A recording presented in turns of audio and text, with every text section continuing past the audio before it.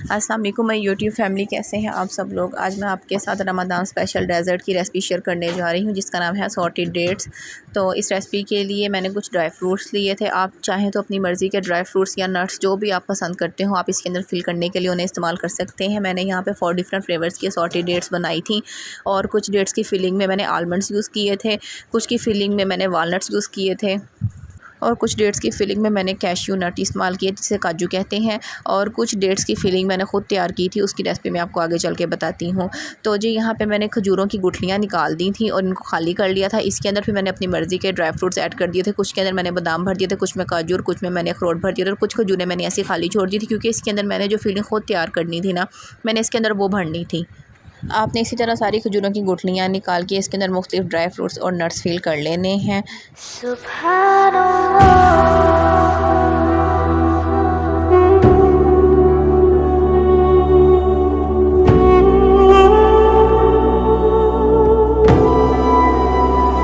सुभानअल्लाह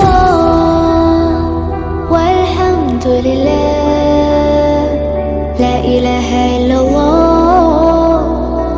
अल्लाहु अकबर। सुभानअल्लाह वल्हम्दुलिल्लाह ला इलाहा इल्लल्लाह। अब मैं आपको उस फिलिंग की रेसिपी बताती हूँ जो मैंने आपको बताया था कि मैंने खुद तैयार की थी। उसके लिए मैंने 2 टेबलस्पून भर के क्रश्ड कोकोनट लिया था, 1 टेबलस्पून भर के कंडेंस मिल्क लिया था और 1 टेबलस्पून विप की विपिंग क्रीम ली थी। मैंने इस मिक्सचर को आपस में मिक्स कर लिया था और एक स्मूथ सा मिक्सचर तैयार हो गया था।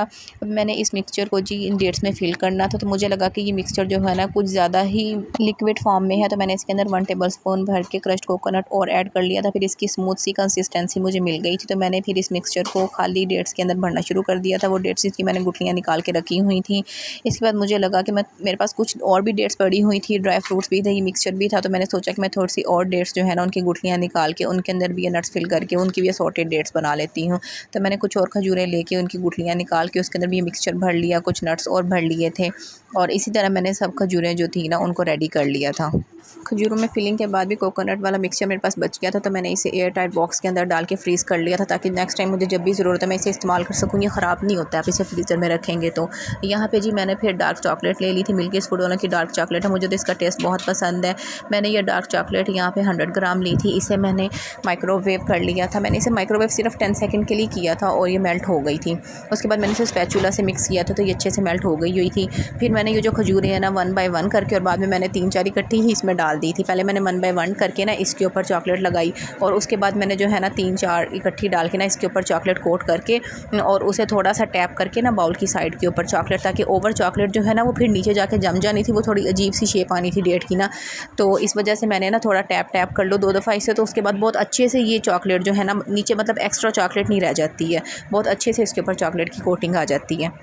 आपने इसी तरह सारी डेट्स को चॉकलेट कोट करके फ्रिज में रख देना है। आपने इसे 10 मिनट के लिए फ्रिज में रखना है। 10 मिनट के बाद आप देखेंगे ना तो ये बिल्कुल अच्छे से इसके ऊपर चॉकलेट जो है ना जम गई होगी। सुभानअल्लाह वल्हम्दुलिल्लाह ला इलाहा इल्लल्लाह अल्लाहु अकबर। सुभानअल्लाह। अब आप इन खजूरों के ऊपर अपनी मर्ज़ी की कोई भी डेकोरेशन कर सकते हैं। जो कोकोनट क्रश की फिलिंग वाली खजूरें थी उनके ऊपर मैंने क्रश्ड कोकोनट ही डाल दिया था और उसके बाद मैंने थोड़ी सी डार्क चॉकलेट और वाइट चॉकलेट मिक्स करके उसे माइक्रोवेव करके मेल्ट कर लिया था और इसे फिर बाद में मैंने बाकी खजूरों की टॉपिंग के लिए यूज़ किया था।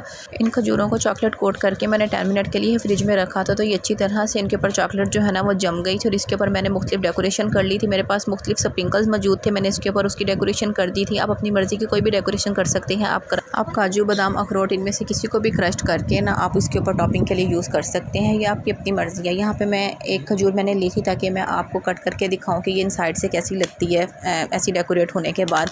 तो ये जी आप देख लें कितनी खूबसूरत ये खजूर बनके तैयार हुई है।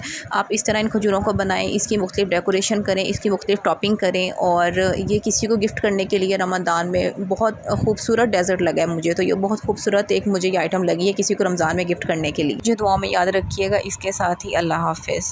सुभानअल्लाह।